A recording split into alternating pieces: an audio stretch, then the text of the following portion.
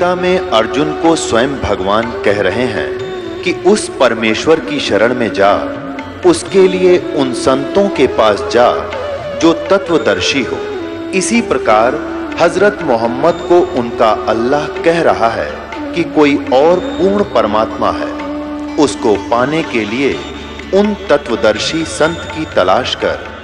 वो प्रभु कौन है, ये जानने के लिए कृपया अवश्य सुनिए जगत गुरु तत्वदर्शी संत रामपाल जी महाराज के अमृत वचन। जबकि श्री कृष्ण का तो रोल ही नहीं गीता के ज्ञान में, वो तो इनका पिता बोल रहा है ब्रह्म, और वो कह रहा है कि ये साधक मेरे वाली साधना में, अनुत्तम साधना में लीन है, क्योंकि जन्म मृत्यु ना इनकी मिटे ना हमारी मिटे, मेरी मिटे। इस प्रकार इसलिए 18वें अध्याय के 62वें श्लोक में कहा कि उस परमेश्वर की शरण में जा जिसकी कृपा से तू परम शांति को, सनातन परम धाम को प्राप्त होगा। अब फिर आगे 18वें अध्याय के 66वें श्लोक में वर्ज शब्द है। वर्ज का अर्थ जाना होता है। जैसे इंग्लिश वर्ड है गो, गो मीन जाना होता है, और उसको कोई कहे आना करता है कहीं पर, तो वो कति अज्ञानी आदमी है। वो केवल अड़ंगा अड़ाने की चेष्टा करता है व्याकरण को आधार बना के, तो वो हमने नहीं मानना है। तो यहां भी इन्होंने ऐसा ही किया। ब्रह्म का अर्थ वेद नहीं होता, ब्रह्म माने परमात्मा। और वेद जो है, वेद कहो, गीता जी कहो, ये उसका विधान है। जैसे एक राजा समझो ब्रह्म और वेद समझो संविधान। तो जहां राजा का प्रकरण हो वहां संविधान करना तो मूर्खता की बात होती है। तो ब्रह्म का अर्थ परमात्मा होता है। अब यहां देखिएगा, फिर चलिए चौथे अध्याय का हम 32वां श्लोक पढ़ेंगे। अब निर्णय हो जाएगा। इस प्रकार बहुत प्रकार के यज्ञ सच्चिदानंद घन ब्रह्म की वाणी में विस्तार के साथ कहे गए हैं। ये वेद की वाणी, वेद गलत लिखा है, सच्चिदानंद घन ब्रह्म की वाणी। उन सबको तू कर्म जान विधि। इसका अर्थ है कि ये कर्मों से नाम उठत नाम बैठत नाम सोध जागवे, काम करते करते उसकी साधना होती है। उस परम पिता परमात्मा के उस वाणी में ऐसा वर्णन है। देखना, कर्म जान है, शारीरिक क्रियाओं द्वारा संपन्न होने वाले, जान विधि माने जान। इस प्रकार तत्व से जानकर उनके अनुष्ठान द्वारा तू कर्म बंधन से सर्वथा विमोक्ष से मुक्त हो जाएगा, पूर्ण रूपेण मुक्त हो जाएगा। अपने आत्मा चौथे अध्याय के 33वें श्लोक में सिर्फ इतना कहा है कि इस द्रव्य में यज्ञ से ज्ञान यज्ञ श्रेष्ठ है। द्रव्य में यज्ञ कौन सी होती है? जो धन से संपन्न होती है।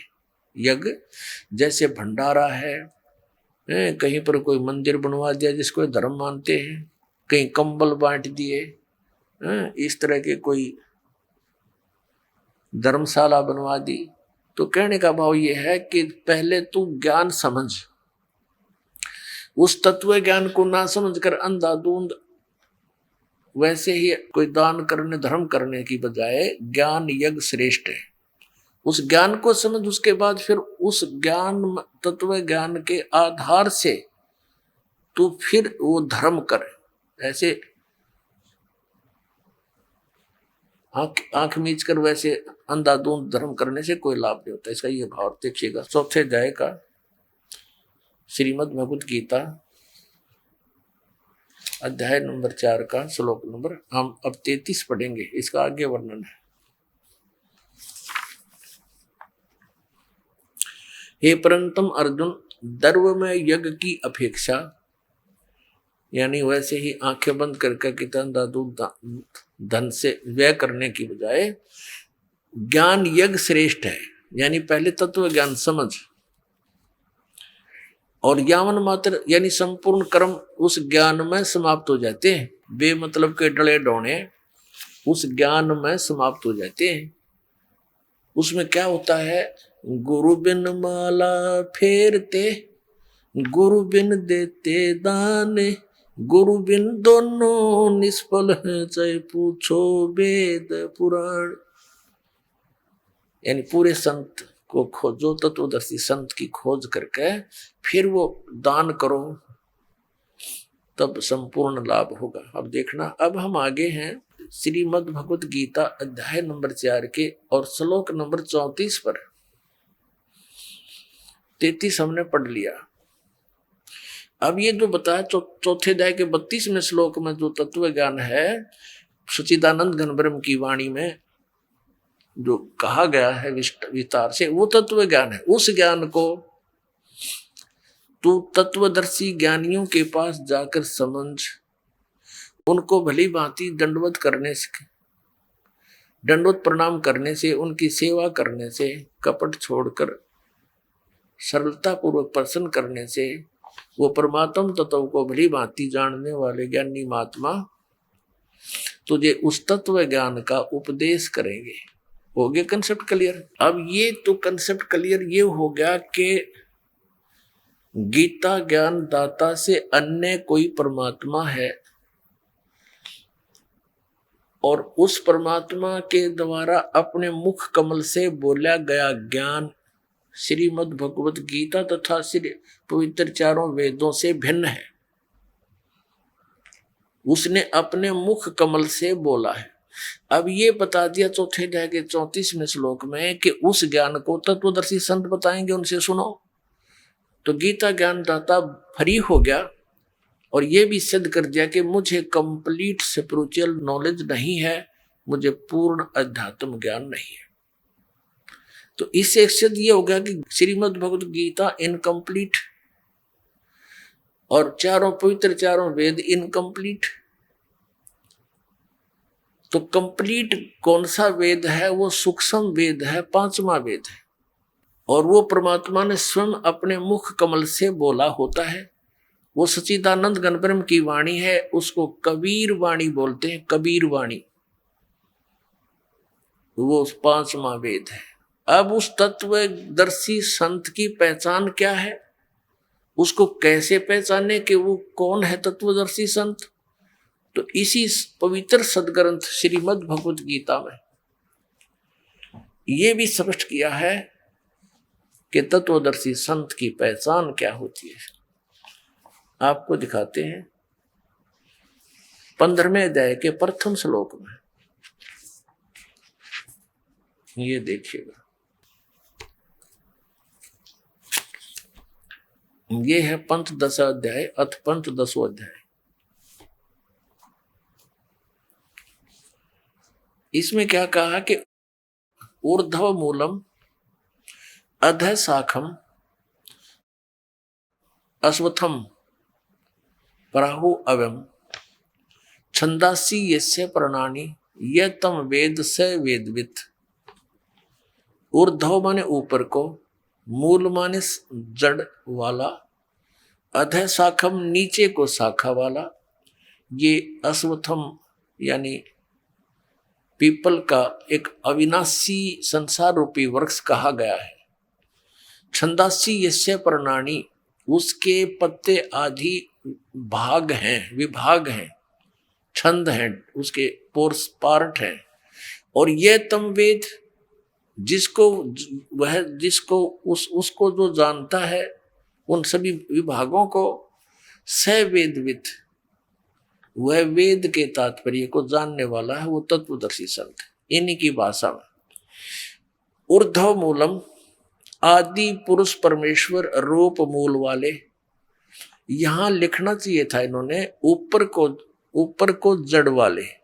ऊपर को जड़ जो है वो पूर्ण परमात्मा है, समझो इस संसार रूपी वृक्ष की। पहले हम इस संसार रूपी वृक्ष को देखते हैं, ये बहुत आसानी से आपका समझ में आओगा। पुण्यात्माओं, ये इस मनुष्य जीवन से काम यही करने का था जिसको हमने पेंडिंग छोड़ रखा था, एक ऑप्शनल सब्जेक्ट मान लिया था, जबकि ये तो वेरी इंपॉर्टेंट होना चाहिए था। हमें सबसे पहले यही हमारा जन्म से ही बच्चे का उद्देश्य भक्ति और भगवान पर विश्वास होना चाहिए। आने वाले समय में परमात्मा उसके साथ रहेगा, ऐसी ऐसी व्यवस्था कर देगा विश्व में, आप सोच नहीं सकते। यदि सत साधना पूरा विश्व इस तरह करने लग गया तो यह दौड़ मिट जाएगी, हाहाकार मिट जाएगी। और परमात्मा जो लाभ दे उसका तो कोई कहना है नहीं। इसलिए भगवान की खोज में कोई गुफाओं में, कोई पहाड़ों पर, कोई अमरनाथ पर बेचारे भटक रहे हैं, ऐसे ऐसे डेंजरस स्थानों पर जाते हैं जहां पर एक बार पैर फिसल जाए तो पाव भी नहीं पड़े, आदमी खोजे तो ना पावे, और फिर भी जाते हैं हम। तो देखिएगा ये संसार रूपी वृक्ष, ये एक संसार रूपी वृक्ष है। गीता जी अध्याय नंबर 15 के श्लोक नंबर 1 से लेकर 4 और 16 और 17 का ये निर्णायक ज्ञान इससे समझना होगा। अब यहाँ क्या बताया कि ऊपर को जड़, ये तो है पूर्ण परमात्मा, ये तो परम अक्षर ब्रह्म है, और ये नीचे को तीनों गुण रूपी शाखा है।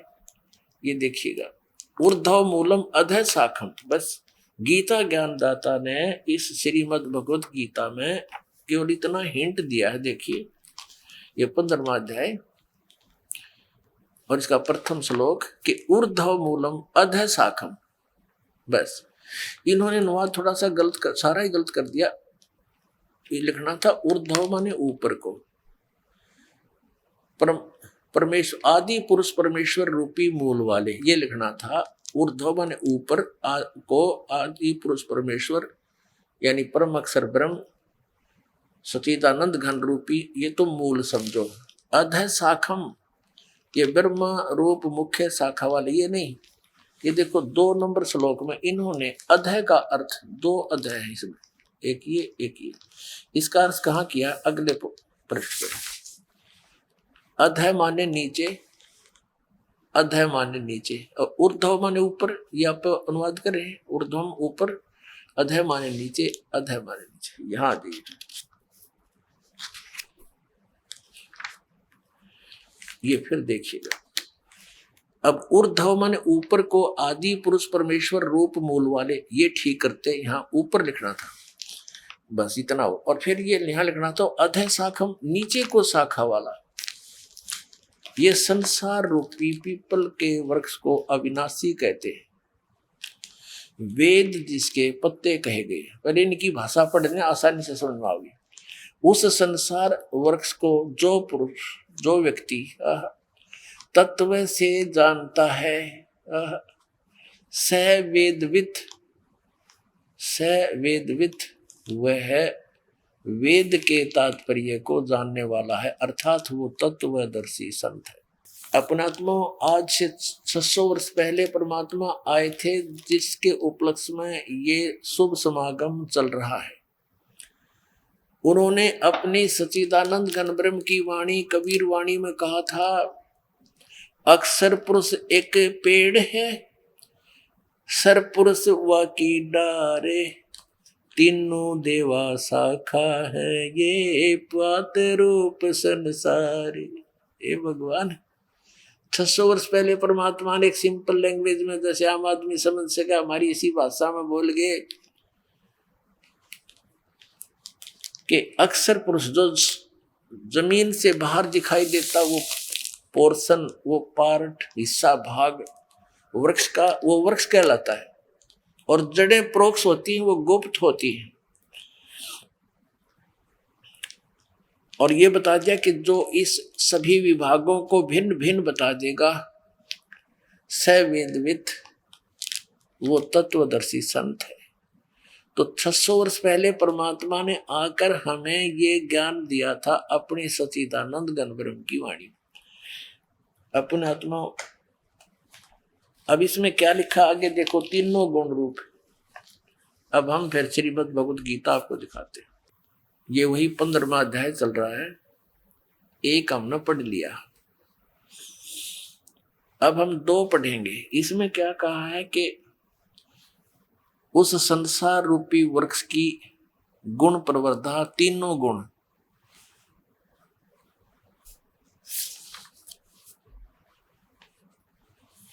तीनों गुण रूपी बढ़ी हुई विषय पर वाला शाखा यानी विषय भोग रूप कोपलों देव मनुष्य और तिरक आदि योनि रूपी शाखा, यदि अपने सट्टे मारेंगे इन्हें पता ही नहीं था। ऊपर को मूल और नीचे को तीनों गुण रूपी शाखा वाला, ये शाखाएं नीचे और ऊपर, अधः माने ऊपर, अधः माने नीचे, ऊर्ध्व माने ऊपर, सर्वत्र नहीं, ये फैली हुई है। मनुष्य लोक में कर्मों के बंधन में बांधने की ये मुख्य कारण है, मूलानी मुख्य कारण है, जड़ें हैं जो नीचे और ऊपर व्याप्त है। अब देखो हमने यहाँ ये देखना है कि तीनों गुण कौन है? रजगुण ब्रह्मा, सतगुण विष्णु, तम गुण शिव जी। हम थोड़ा सा कंसेप्ट क्लियर करके आगे चलेंगे। ये दिखाना पड़ेगा कि रजगुण ब्रह्मा है, सतगुण विष्णु, तम गुण शिव जी। ये मार्कंडेय पुराण है, गीता प्रेस गोरखपुर से प्रकाशित है।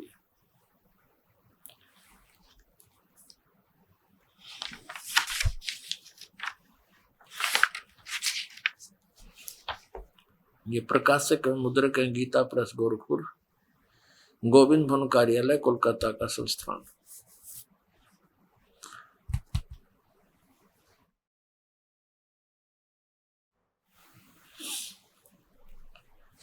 अब इसके 123 पृष्ठ पर पढ़ेंगे, ज्यादा नहीं, 122-23 पे 22 पे है संक्षिप्त मार्कंडेय पुराण। यहाँ मार्कंडेय जी बोले मुने, ये मार्कंडेय जी बता रहे, हम यहां जाते हैं अपने काम की वस्तु लेंगे। ये लिखा कि रजोगुण प्रधान ब्रह्मा, तमोगुण प्रधान रुद्र और सतोगुण प्रधान विश्वपालक विष्णु है। यही तीन देवता है और यही तीन गुण है। कंसेप्ट क्लियर हुआ?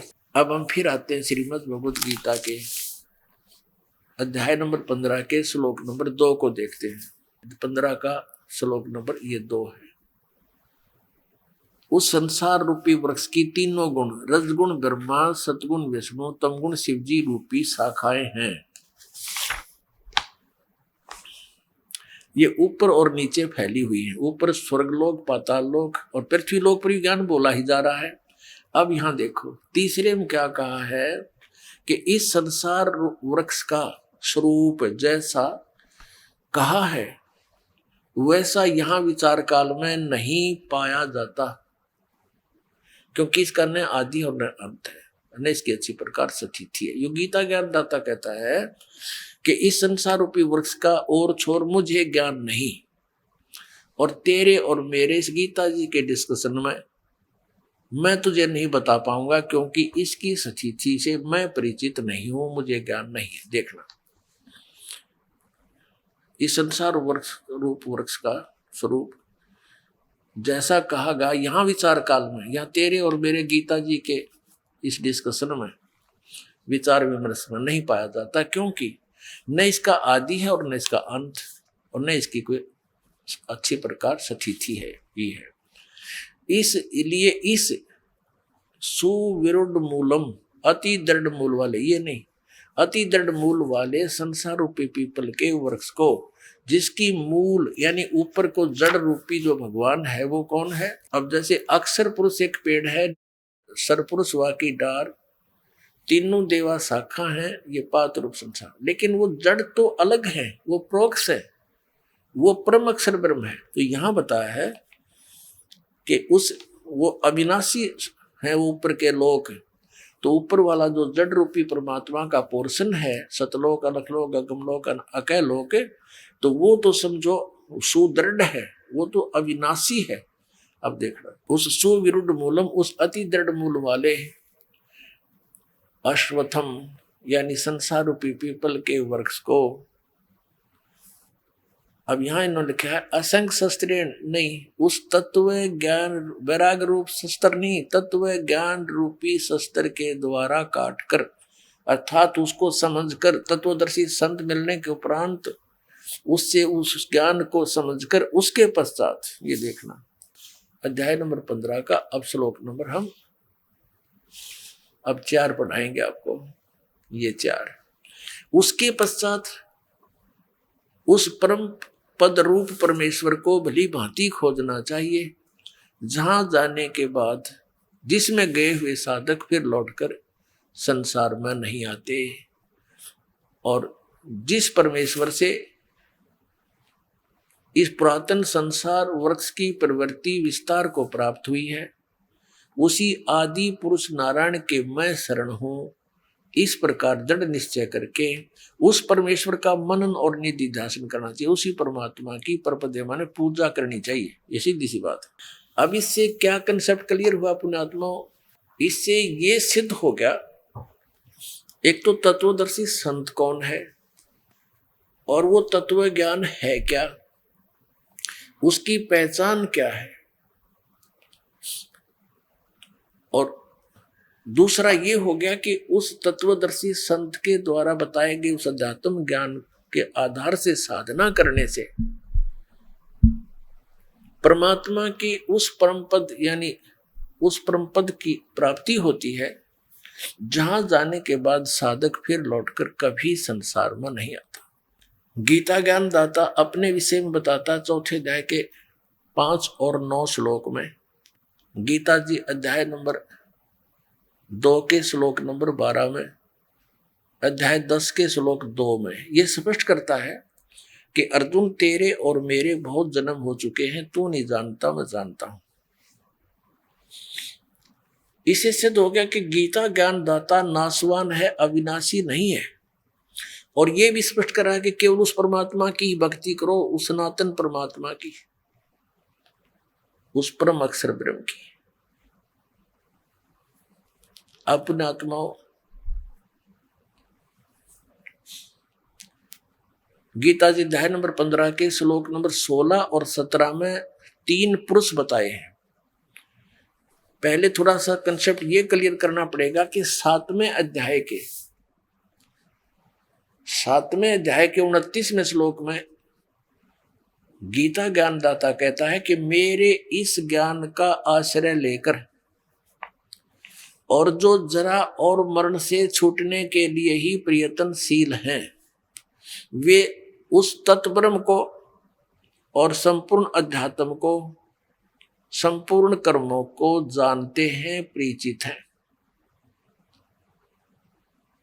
8वें अध्याय के प्रथम श्लोक में गीता ज्ञान दाता से अर्जुन ने पूछा, फिर किम तत्ब्रह्म, कि जो जरा और मरण से, जरा माने वृद्धावस्था, मरण माने मृत्यु, इस दोनों संकटों से ही निवारण के लिए साधनाशील है, साधना रत हैं। तो ऐसा वो तत्ब्रह्म क्या है और क्या है वो अध्यात्म, क्या वो कर्म क्या है, वो मुझे बता। 8वें अध्याय के 3 श्लोक में गीता ज्ञानदाता ने कहा कि वो परम अक्षर ब्रह्म है। वो परम अक्षर ब्रह्म है, उसको जानने के बाद फिर साधक केवल जरा और मरण से ही छूटने का प्रयत्न करता है, यहाँ की किसी वस्तु की डिमांड नहीं करता। इस तत्वदर्शी संत से ये ज्ञान प्राप्त होने के बाद, अब देखना 7वें अध्याय का 29वां श्लोक आपको दिखाते, ये देखिएगा। अध्याय नंबर 7 श्रीमद् भगवत गीता अध्याय 7 श्लोक नंबर 29। इसमें क्या कहा है? जरा मरण मोक्षाय, जरा माने वृद्धावस्था, मरण माने मृत्यु, मोक्षाय माने उससे छुटकारे के लिए, मोक्ष के लिए, माम आश्रित यतन्ति ये ते ब्रह्म तत्विदु कृष्णम अध्यात्म कर्म से अखिलम। अनुवाद यहां देखेंगे इसका अगले पृष्ठ पे। जो मेरे शरण होकर, माम आश्रित का अर्थ है जो मैंने ज्ञान बताया है उसको आश्रय बनाकर तत्वदर्शी संत की खोज कर लेता है, तो वो जो मेरे शरण होकर जरा और मरण से, जरा माने वृद्धावस्था, छूटने के लिए, और मृत्यु, मरण माने मृत्यु, जरा और मरण से छूटने के लिए जो प्रयत्न करते हैं, यत्न करते हैं, वे पुरुष, वे साधक तत्ब्रह्म, देखो तत्ब्रह्म, उस ब्रह्म को और संपूर्ण अध्यात्म को तथा संपूर्ण कर्मों को जानते हैं। यहाँ पर बिल्कुल ये 30वां तो लास्ट में कहता जो मुझे जानते हैं मुझे प्राप्त होते हैं। अब यहाँ देखिए पैरेलल 8वें में अर्जुन ने प्रश्न किया कि किम तत्परम और किम अध्यात्म किम कर्म पुरुषोत्तम अधिभूत च किम प्रोक्तम अधिदेवम किम उच्यते। हे पुरुषोत्तम, वह ब्रह्म क्या है, इसका उत्तर गीता ज्ञानदाता ने ये अध्याय नंबर ये हम 8 पढ़ रहे हैं, इसके तीसरे में दिया है कि वह परम अक्षर ब्रह्म है। बस पुण्यात्माओं, यहां से हमने इतना ही लेना था, वो परम अक्षर ब्रह्म है। अब हम इसको परम अक्षर ब्रह्म कहो चाहे परम अक्षर पुरुष कहो, पुरुष माने प्रभु परमात्मा और ब्रह्म माने भी परमात्मा। अब हम श्रीमद् भगवद गीता के अध्याय नंबर 16 और 17 में आते हैं पुनः।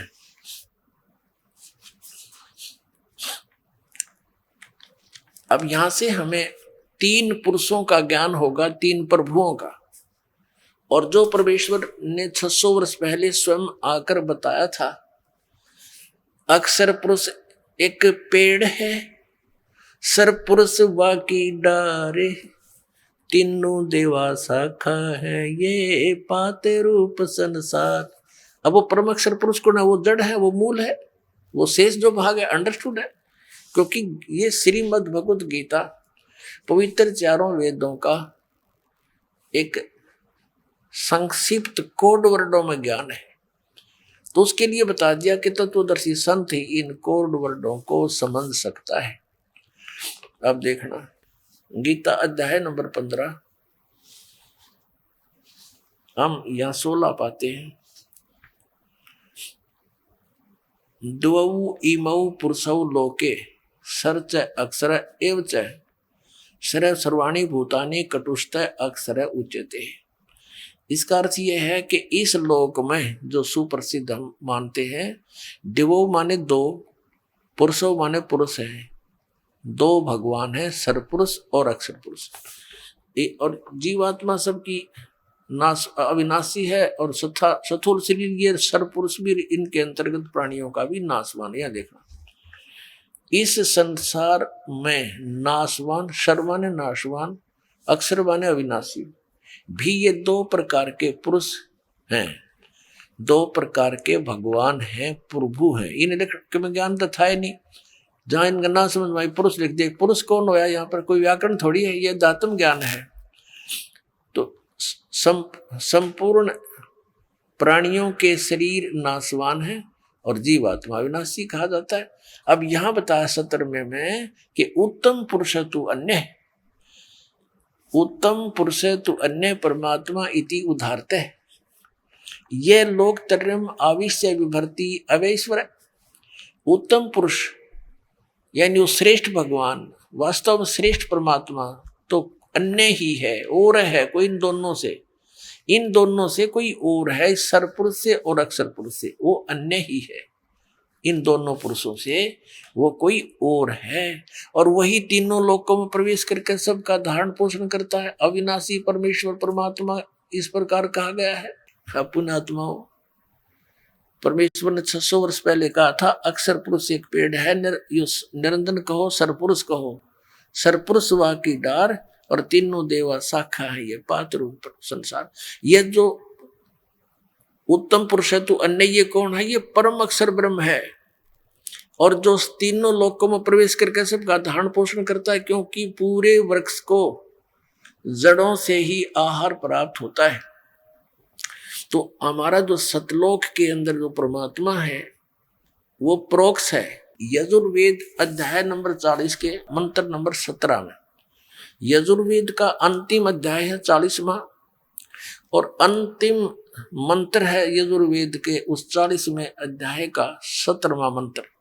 उसमें और 15वें में तो गीता ज्ञानदाता अपने विषय में कहता है कि मेरा ओम नाम है, इस ओम नाम का सिमरण कर। और फिर 17वें में ये कह दिया कि वो परमात्मा तो प्रोक्ष है, गुप्त है, हिडन है, छुपा हुआ है। जैसे जड़ें नीचे छुपी हुई होती है, ऐसे वो परमात्मा गुप्त है, ऊपर प्रोक्ष पूर्ण परमात्मा। और मैं ब्रह्म हूं, मेरा ओम नाम है। ये देखिएगा यजुर्वेद आपको दिखाते हैं। प्रकाशक है सार्वदेशी कार्य प्रतिनिधि सभा 2/5 हमारी सिद्धांत भवन रामलीला मैदान नई दिल्ली। महर्षि दयानंद सरस्वती कर, इसका अनुवाद किया महर्षि दयानंद ने। ये वेदों का लेखक नहीं है। मुद्रक Prince offset printers 1510 Pataudi house त्रियागंज नई दिल्ली। ये लास्ट में है यहाँ पर। ये है यजुर्वेद भाष्यम। ये 15वां श्लोक है। इसमें तो ये खुद कहता है ये वेद ज्ञान दाता, वायु अनिलम अमृतम अथिदम भस्मांतम शरीरम, ओम करतो समर किलबे समर करतुम समर। यही गीता जी के अध्याय नंबर 8 के श्लोक 15 में कहा है कि मुझ ब्रह्म का केवल एक ओम अक्षर है, इसका अंतिम सांस तक सिमरण करता हुआ शरीर छोड़कर जाता हूं, इस परम गति को प्राप्त होता जो ओम से मिलने वाली है। फिर यहां देखो ये 17वां श्लोक है। इसमें क्या लिखा, हे मनुष्यों, जिस ज्योत स्वरूप रक्षक मुझसे अविनाशी यथार्थ कारण के आच्छादित मुख के तुल्य उत्तम अंग का प्रकाश किया जाता है, जो वह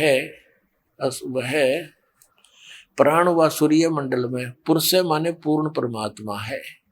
वह तो प्रोक्ष रूप है, वह गुप्त है, अहम, और मैं ब्रह्म खम आकाश के तुल्य में, खम माने आकाश में, उस ब्रह्म लोक रूपी दिव्य आकाश में रहता हूं और मेरा एक ओम नाम ऐसा जानो। बस पुण्यात्माओं, अब फिर देखिएगा इस उल्टे लटके हुए संसार रूपी वृक्ष को। परमात्मा ने स्वयं आकर अपनी जानकारी दी कि अक्षर पुरुष एक पेड़ है। ये तना जो है ये अक्षर पुरुष समझो, इसका अक्षर पुरुष, और सर पुरुष इसे निकली हुई डार शाखा डार, और तीनों देवा शाखा है ये पात रूप संसार। हम आगे यहाँ पात रूप में है और इसको जड़ से आहार मिलता है सबको। अपने आत्मा यहाँ ये अज्ञानी हमारे गुरु पूर्व के ये आपको फिर उलझा सकते हैं कि गीता ज्ञानदाता 15वें अध्याय के 18वें श्लोक में अपने आप को पुरुषोत्तम कहता है। वो क्या कहता है कि मैं तो लोक वेद के आधार से पुरुषोत्तम प्रसिद्ध होया हुआ हूँ। लोक वेद माने दंत कथा, अक्षेत्रीय ज्ञान, सुना सुनाई बातें, किंवदंतियां। क्योंकि मैं, मेरे अंतर्गत जितने प्राणी हैं, 21 ब्रह्मांड का यू मालिक है, इसके अंतर्गत जितने भी प्राणी हैं उनका ये स्वामी है, उनसे तगड़ा है। इसलिए यहाँ ये प्रभु पुरुषोत्तम प्रसिद्ध हो रहा है। लेकिन कहता है उत्तम पुरुष तो अन्य है, वो तो कोई और है। यहाँ देखिएगा गीता जी अध्याय नंबर 15 का श्लोक नंबर है। अब 17 तक तो हमने पढ़ लिया कि उत्तम पुरुष है तो अन्य, ये तो स्पष्ट हो गया, उत्तम पुरुष तो कोई और ही है। और यहाँ ये कहता है 18वें श्लोक में, क्योंकि मैं नाशवान जड़ वर्ग क्षेत्र से तो सर्वथा अतीत हूं और अविनाशी जीव आत्मा से भी उत्तम हूं, इसलिए लोक में और वेद में पुरुषोत्तम नाम से प्रसिद्ध हूं। अब ये क्या है कि यस्मात् अक्षर अतीत है अहम अक्षरात अपि च उत्तम, अतः अस्मि लोके वेदे, यानी लोक वेद में दंत कथाओं से मैं पुरुषोत्तम प्रसिद्ध हूँ। प्रसिद्ध माने प्रसिद्ध हूँ, क्योंकि मेरे अंतर्गत जितने प्राणी हैं, ये चाहे वो स्थूल शरीर में है, चाहे वो अविनाशी जीवात्मा रूप में, उनसे मैं उत्तम हूँ, उनसे तगड़ा हूँ, इसलिए मैं पुरुषोत्तम प्रसिद्ध हो रहा हूँ। नहीं, वास्तव में तो पुरुषोत्तम यहाँ बता दिया इस 15वें अध्याय के अब 17वें श्लोक में कि उत्तम पुरुष है तो अन्य है, वो इन दो पुरुषों से कोई और है, और वही तीनों लोकों में प्रवेश करके सबका धारण पोषण करता, वो अविनाशी परमेश्वर परमात्मा इस प्रकार का है। अब हम उस प्रसंग पर आते हैं कि परमात्मा स्वयं आते हैं और अपनी सच्चिदानंद घन ब्रह्म की वाणी में वो तत्व ज्ञान सुनाते हैं। पुण्यात्मा, हम पवित्र वेदों को सत्य मानते हैं, पहले थोड़ी सी कथा सुनाऊंगा उस परम पिता के यहाँ प्रकट होने की, फिर अपने सदग्रंथों से उसको सिद्ध करेंगे कि हु इज गॉड। हमारे पवित्र वेद, वैसे तो ये मानव मात्र के लिए ही ज्ञान है, किसी धर्म विशेष व्यक्ति विशेष से संबंध नहीं है। फिर भी वेदों को, गीता को, पुराणों को हिंदुओं के साथ जोड़ दिया। चलो हम पहले अपने ही इस भाईचारे को समझो, बंधुओं को, इनको ही समझाएंगे, फिर पूरे विश्व को साथ लेंगे, क्योंकि हम एक पिता की संतान हैं। जीव हमारी जाति है, मानव धर्म हमारा हिंदू मुस्लिम सिख ईसाई कोई धर्म नहीं है न्यारा। जब हम उस तत्व ज्ञान से परिचित होंगे, हमें सब अपने से नजर आएंगे। जैसे आपको बताया कि सन 1398 संवत 1455 जेठ उतरते की पूर्णमासी को सुबह सुबह ब्रह्म मुहूर्त में वो परमात्मा सतलोक से चलकर आए, क्योंकि सतलोक के अंदर परमात्मा का शरीर बहुत तेजों में है। एक रोमकूप में करोड़ सूर्य मिला दे, करोड़ चंद्रमा, उनके एक रोमकूप की इतनी शोभा है, यानी ये करोड़ सूर्य करोड़ चंद्रमा की रोशनी भी फीकी नजर आवे। यदि वो परमात्मा वह मानव शरीर में है, यदि वो परमात्मा एज इट इज यहाँ आ जा उसी प्रकाश युक्त शरीर में, तो हम उसको देख भी नहीं सकते, हमारी आंखें बंद हो जाए। फिर यहाँ आने का लाभ क्या हुआ? तो वो क्या करता, अपने शरीर को हल्का सरल बनाकर, हल्के तेज पुंज का अपना बना करके, हल्का करके, और फिर वो यहाँ हमारे को मिलते हैं। तो ऐसे वो परमात्मा प्रत्येक युग में एक ऐसी लीला करते हैं कि एक बालक रूप धारण करते हैं और किसी सरोवर में कमल के फूल पर आकर विराजमान होते हैं, जिसके कारण उस परमात्मा को नारायण कहते हैं। नार माने जल, आयन माने उस पर आने वाला, उतरने वाला। अब जैसे हमने श्री विष्णु जी को नारायण मान रखा कि शेष नाग की सैया पर सोया था। चलो जो भी जल के ऊपर विश्राम कर ले उसने नारायण तक कह सके हैं, लेकिन अब उनकी सब शक्तियों से परिचित हम होंगे तब पता चलेगा नारायण कौन सा है। तो वहां वो आकर प्रकट होते हैं। तो वहां ऐसे ही प्रकट हुए। पहले थोड़ी सी एक बैकग्राउंड सुनाएंगे। ये नीरुनिमा कौन थे? ये परमात्मा सत्यपुरुष, ये चारों युगों में आते हैं।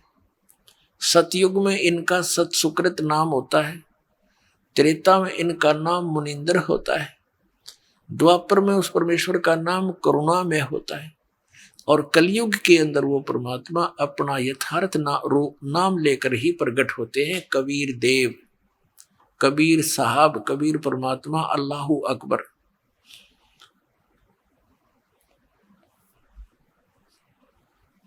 अभी आपको वेदों से रूबरू भी कराएंगे, उसमें यही प्रमाण दिया हुआ है कि वो परमात्मा 3 प्रकार के शरीर धारण करके 3 प्रकार के शरीरों में रहता है, यानी 3 प्रकार के शरीर से अपने पूरे ब्रह्मांडों की वो देखभाल करता है, धारण पोषण करता है। वो कैसी स्थिति है? 3 शरीर। एक प्रकार के तो मालिक सतलोक के अंदर स्थिर रहते हैं, उनके एक रोमकूप में करोड़ सूर्य करोड़ चंद्रमा मिला दे, इतनी रोशनी उसकी अधिक रहती है इससे भी।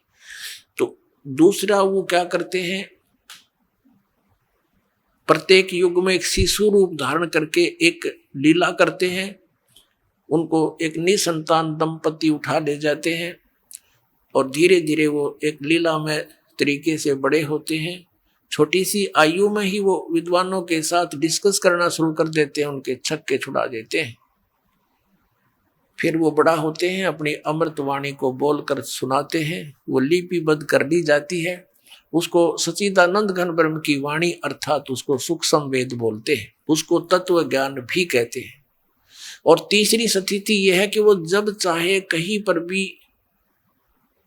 पर भी किसी महात्मा को आकर, संत को, अच्छी आत्मा को मिल आकर के, और कभी भी मिल लेते हैं, कोई साधु वेश बनाकर, भक्त संत का भेष बनाकर।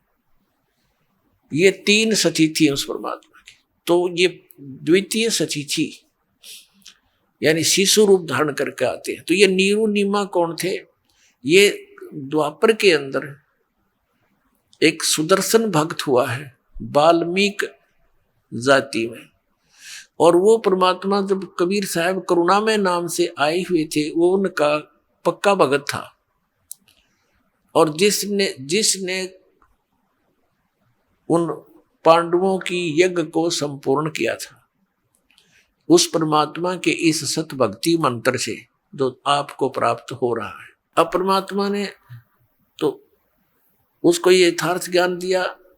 सुदर्शन जी ने भगवान से कहा कि प्रभु मेरे माता पिता आपके ज्ञान को स्वीकार नहीं कर रहे हैं और ये बिल्कुल नहीं मानते, इनको समझाने की चेष्टा करो। परमात्मा ने बहुत बार कहा, लेकिन उन्होंने एक नहीं सुनी कि तू कहाँ से ले आ, विष्णु जी से ऊपर, ब्रह्मा विष्णु महेश से ऊपर भगवान कहाँ आ गया तेरा, हम नहीं मानते।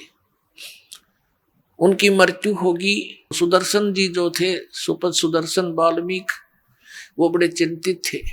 प्रभु ने कहा बेटा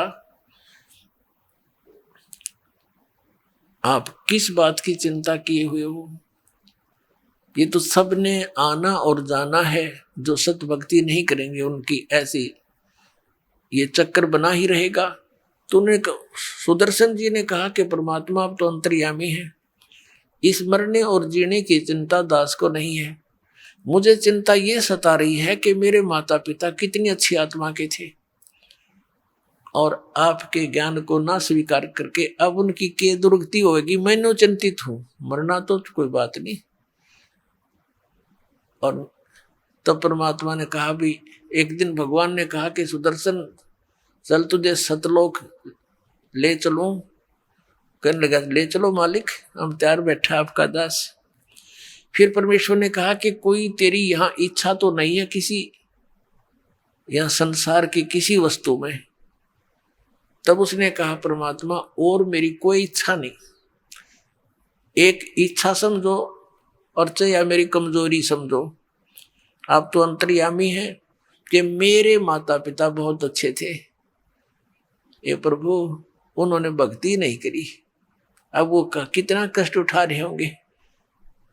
मेरी आपसे प्रार्थना है कि हे परमात्मा उनको किसी जन्म में अपनी शरण में ले लेना, उनका कल्याण करना। अब पुण्यात्माओं परमात्मा ने सोचा कि अब देख इतना ज्ञान दे दिया और फिर भी इतना प्रेशर इसके ऊपर, इस अज्ञान का।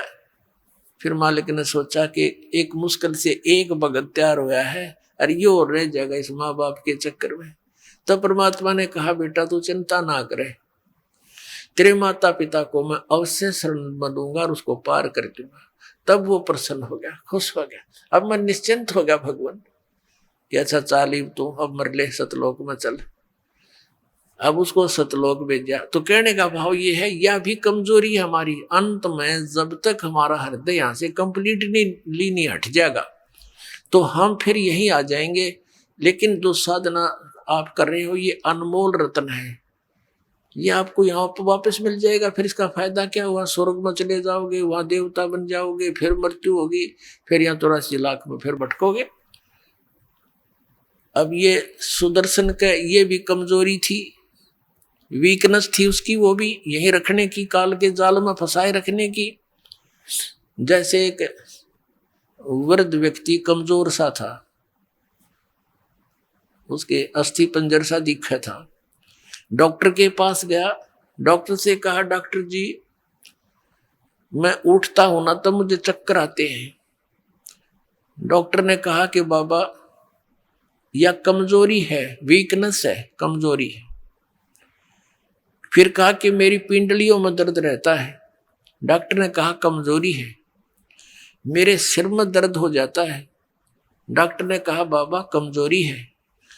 तो वो बाबा जो है बूढ़ा नाराज हो गया और कहने लगा तो डॉक्टर है गमचक्र, एक के पास जाना है क्या? कमजोरी है, कमजोरी है, कुछ और भी कहेगा। तो डॉक्टर ने बोला बाबा यह भी कमजोरी है, क्योंकि कमजोर आदमी ने गुस्सा गणाया करे। तो यह भी कमजोरी ही थी उसकी, सुदर्शन जी की, जो न्यू कह था कि मेरी क्या इच्छा नहीं है भगवान, किसी चीज में इच्छा नहीं है, बस मेरे माता पिता की याद आवे है कि वो कितना दुखी हो रहे होंगे। यह भी कमजोरी ये थी जो यहाँ फंसा देती, उसको माता पिता के पास पटक दे, वो काल उसको उठा के जहां आशा तहां बासा हुई।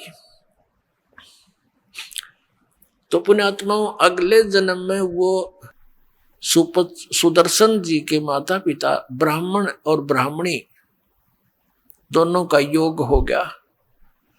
तो परमात्मा उनको मिले, लेकिन उन्होंने उनकी बात को नहीं माना। 3-4 वर्ष के होके अंतर ध्यान हो गए, वापस फिर नहीं आए। जब परमात्मा ने कहा था तुम नाम ले लो, 3 वर्ष का बालक थे, और उस सुदर्शन की माता पिता वाली आत्मा से कहा कि तुम उपदेश ले लो, और वो नो के हम ये हमारे पास रहे और हमने नो के नाम ले लो, मने गुरु बना लो, देख बेइज्जती करे हमारी। परमात्मा अंतर ध्यान हो गए। वो सारी जीवन रो रो कर काटा उन, वो जीवन बहुत बुरी तरह रोते रहे, उनकी तड़फ बना दी। ये सचमुच भगवान थे, हमने मानी नहीं उनकी बात। अगले जन्म में वो फिर ब्राह्मण ब्राह्मणी का हो गया, और वो भगवान शिव के उपासक थे। तो गौरी शंकर सरस्वती इनका नाम था। इनका दोनों का फिर योग हो गया पति पत्नी के रूप में। गौरी शंकर जो है ये भगवान शिव के पुजारी थे और बहुत ही नेक आत्मा थे।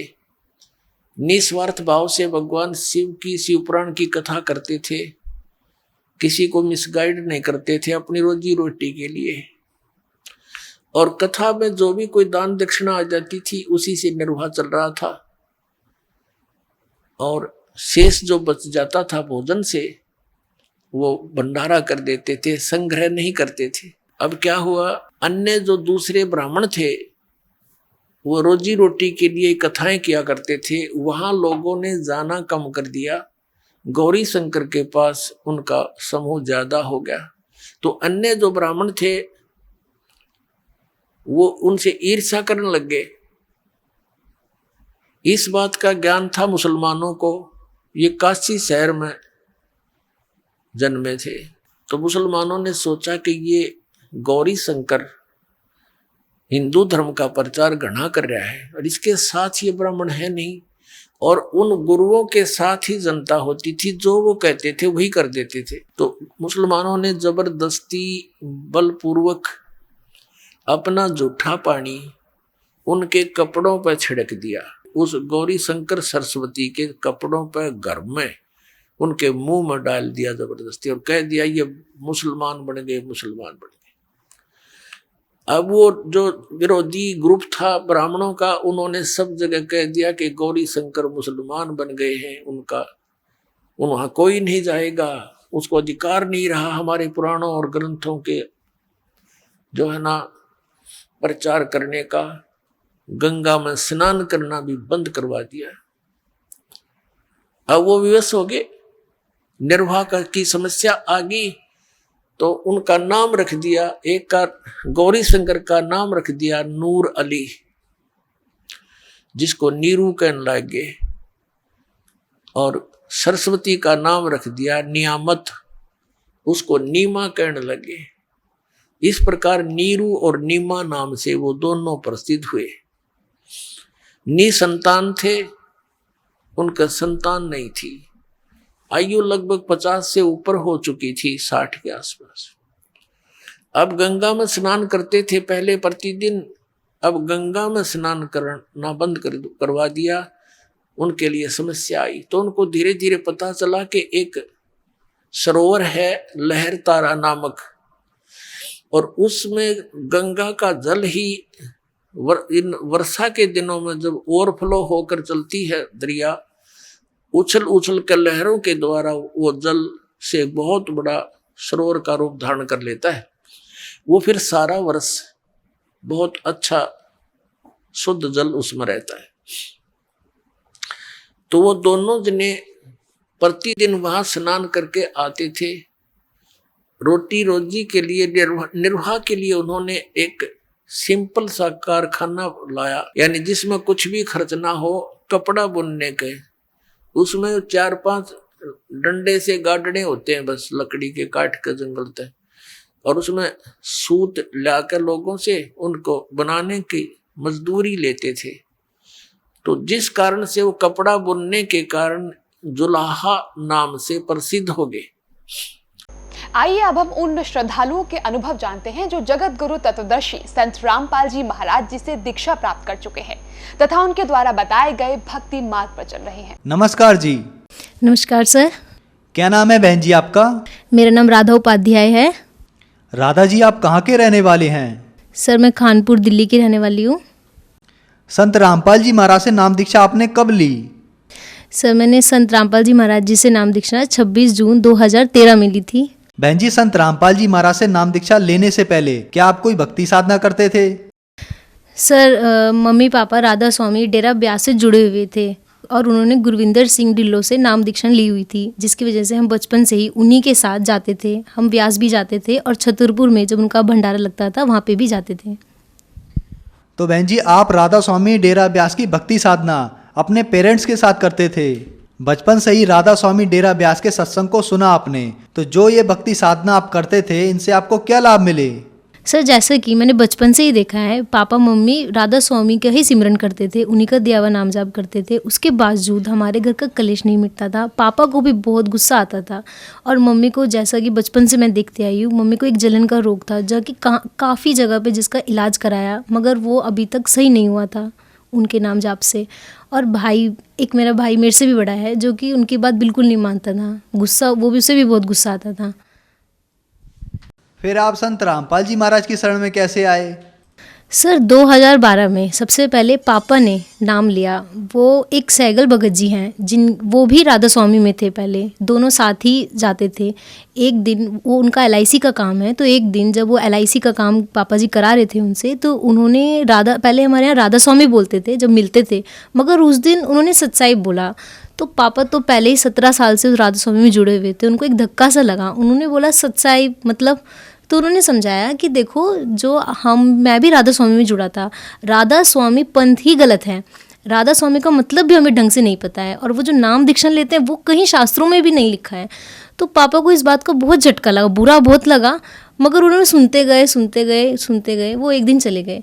फिर एक दिन और सैगल भगत जी आए और उन्होंने जो संत रामपाल जी महाराज जी की आध्यात्मिक ज्ञान गंगा है उसको लेकर आए और गीता भी लाए और साथ साथ सब कुछ दिखाया कि देखो ये 5 मंत्र है, और जो राधा स्वामी देते हैं उसका कहीं भी प्रमाण नहीं है। तो पापा जी को हैरानी तो हुई, मगर गुस्सा भी आ रहा था क्योंकि 17 साल से जुड़े हुए थे। वो सुनते गए। फिर धीरे धीरे उन्होंने बोला चलो एक बार जाके देखते हैं, नाम नहीं लेंगे, देखते हैं क्या है। फिर वहाँ पर गए पापा जी, संत रामपाल जी महाराज जी के आश्रम में गए, सतलोक आश्रम बरवाला में गए। फिर उस दिन पापा जी संत रामपाल जी महाराज जी से नाम दीक्षा लेकर घर पर आ गए। उन्होंने कुछ बुक भी लाए, ज्ञान गंगा बुक लाए, और हमें समझाया कि देखो उनका सत्संग आता है, एक बार देख कर देखो। तो हम तो बचपन से ही राधा स्वामी को देखते हुए आए थे, हमें भी बुरा लगा। मगर उस दिन जब पापा जी ने संत रामपाल जी महाराज जी का सत्संग चलाया साधना टीवी पर, तो उस दिन हम सब ने देखा मिलकर। बस उस दिन हमने ऐसे ही देखा कि ये कौन से गुरुजी हैं, हमने उनका सत्संग सुना उस दिन। फिर ऐसे चलता गया। 1 साल बाद हम पूरे परिवार ने उनका सत्संग ले लिया, संत रामपाल जी महाराज जी से नाम दीक्षा ले ली। इस तरह हम उनकी शरण में आए। बहन जी, हमने संत रामपाल जी महाराज के लाखों शिष्यों से सुना है कि संत रामपाल जी महाराज से नाम दीक्षा लेने के बाद उन्हें आध्यात्मिक, शारीरिक, मानसिक अनुभव होते हैं। तो क्या आपकी फैमिली के साथ भी ऐसे कोई अनुभव हैं? जी सर, बिल्कुल है। सबसे पहले तो हमने पापा में बदलाव देखा। पापा पहले बहुत गुस्सा करते थे। संत रामपाल जी महाराज जैसे नाम दीक्षा लेने के बाद उनका गुस्सा अपने आप ही शांत हो गया। ये चीज़ मैं ही नहीं, हमारा पूरा खानदान ये बात कहता है। और सर मैंने बचपन से देखा था, मेरी मम्मी को जो जलन का रोग था, जो कहीं भी सही नहीं हो रहा था, वो एक बार गुरुजी को, संत रामपाल जी महाराज जी को दंडवत प्रणाम करके अरदास लगाकर ही सही हो गया। इससे बड़ा चमत्कार शायद मैंने कभी नहीं देखा था। उसके बाद हमारे घर की आर्थिक स्थिति बीच में थोड़ी ख़राब हो गई। जब मेरे पापा जी ने एक मकान बनाना स्टार्ट किया, उस टाइम पैसे नहीं थे हमारे पास, मगर पापा जी ने बस गुरुजी का नाम लिया और भक्ति करते गए जो उन्होंने दिया, और मन में अरदास की संत रामपाल जी महाराज जी से। तो वो देखते ही देखते कब एक मंजिल से दूसरी मंजिल, दूसरे मंजिल से तीसरी मंजिल के पैसे अपने आप ही बंदोबस्त होते चले गए। ये चीज़ मतलब वो मकान बनकर तैयार हो गया और हमें पता भी नहीं चला उसके पैसे कहाँ से और कब आए। उसके बाद सर मेरी अपनी पढ़ाई, सर मैं 9th में, आप मेरा रिज़ल्ट देखेंगे तो 9th में मेरी 70% बन रही थी और मैं पढ़ाई में भी इतनी अच्छी नहीं थी। मगर संत रामपाल जी महाराज जी से नाम दीक्षा लेने के बाद 10th में मेरा कोई ट्यूशन टीचर भी नहीं था। इनफैक्ट बस 1 महीने में कोई भैया थे मेरे, उन्होंने मुझे गाइड किया बस 1 महीने। और संत रामपाल जी महाराज जी की नाम दीक्षा से मेरी कंसंट्रेशन पावर अपने आप ही इतनी स्ट्रांग हो गई, अपने आप ही मैं अच्छे रास्ते पे आ गई, मुझे पता ही नहीं चला। और मेरी 10th में 9.2 CGPA आई। ये चीज़ मेरे लिए तो बहुत शॉकिंग थी, मुझे विश्वास भी नहीं हुआ कि ये मेरे नंबर है। सर उसके बाद मेरी 12th में मेरी 12th में मेरा डिप्रेशन था कि मैं कंप्यूटर साइंस नहीं कर सकती कभी भी, कि कब फोबिया था मुझे कंप्यूटर से। मगर संत रामपाल जी महाराज जी से एक बार मैंने दंडवत प्रणाम किया और अरदास लगाई, मालिक मैं क्या करूं, 12th में क्या लूं। तो एकदम से मुझे ऐसा लगा कि मुझे कंप्यूटर लेनी चाहिए, परमात्मा सब कुछ कर सकते हैं, तो ये तो बहुत छोटी सी बात है। उस दिन मैंने कंप्यूटर्स एप्लीकेशन चुना, CA। उसके बाद सर मेरी 12th में भी 86 सबसे हाईएस्ट मार्क्स कंप्यूटर्स में ही थे और मेरा ये फोबिया अपने आप दूर हो गया।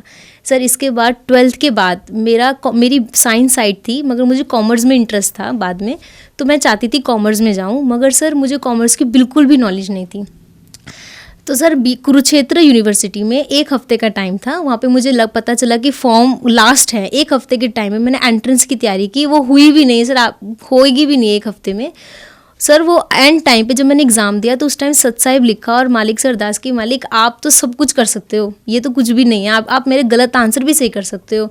और मैंने पापा जी से आके भी कहा था, पापा जी अगर मेरा इसमें एडमिशन होगा तो मेरे बलबूते पे नहीं, संत रामपाल जी महाराज जी की वजह से ही होगा, नहीं तो मेरे अंदर इतना नहीं कि मैं वो एंट्रेंस क्लियर कर दूँ। सर उसके बाद ठीक 2 दिन बाद ही वो रिज़ल्ट आया और ऑल ऑफ इंडिया में बस 3 ही बच्चे चुने जाने थे, बाकी सारी हरियाणा को प्रेफरेंस थी। ऑल इंडिया में दिल्ली टॉप पे मेरा नाम था, बहुत अच्छी रैंक के साथ था। तो सर ये तो मेरी ज़िंदगी के लिए मेरे लिए सबसे बड़ा चमत्कार था। बाकी सर आए दिन तो चमत्कार होते ही रहते हैं, बहुत होते हैं। जैसे कि सर अभी मैं BBA कर रही हूँ, BBA फाइनल ईयर में हूँ, अभी मेरी 2nd ईयर में मैंने टॉप किया है, जो कि मैं कभी सोच भी नहीं सकती थी कि BBA करते वक्त और मैं टॉप करूँगी। ये तो सर मेरे लिए तो चमत्कार ही है। बहन जी, संत रामपाल जी महाराज से नाम दीक्षा लेने के बाद आपकी फैमिली में बहुत बड़ा बदलाव आया और उसके साथ साथ आपकी माता जी की जो जलन की बीमारी थी वो भी संत रामपाल जी महाराज से नाम दीक्षा लेने के बाद ठीक हो गई। आप खुद बताती हैं कि आप पढ़ाई में बहुत ज्यादा कमजोर थी, लेकिन संत रामपाल जी महाराज से नाम दीक्षा लेने के बाद आपने एंट्रेंस भी टॉप किए और उसके अलावा आपकी जो क्लास की स्टडी थी उसमें भी आपने टॉप किया। तो जो श्रद्धालु आपको सुन रहे हैं, आप उन्हें क्या संदेश देना चाहेंगी? सर हमारी कबीर साहिब जी की एक वाणी है, मानुष जन्म दुर्लभ है, मिले न बारंबार, जैसे तरवर से पत्थर टूट गिरे, बहुर न लागे डार। सर मैं यही कहना चाहूँगी कि जिस तरह मुझे पता चला कि मानुष जन्म इम्पॉर्टेंट है, कि आप भी हमारे गुरु जी की शरण में आओ, सद्भक्ति करो, शास्त्रों का ज्ञान लो।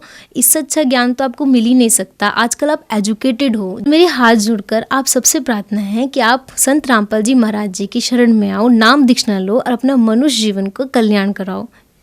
बहन जी, संत रामपाल जी महाराज से नाम दीक्षा कैसे ले सकते हैं? सर संत रामपाल जी महाराज जी के अनेकों चैनलों पर सत्संग आते हैं, जिसके नीचे एक पीली पट्टी आती है, उस पर कई नंबर लिखे हुए हैं। अगर आप उनको कांटेक्ट करेंगे तो वो आपके पास के नामदान स्थल का एड्रेस आपको बताएंगे और आप वहाँ जाकर आप संत रामपाल जी महाराज जी से नाम दीक्षा ले सकते हैं। धन्यवाद बहन जी। धन्यवाद सर।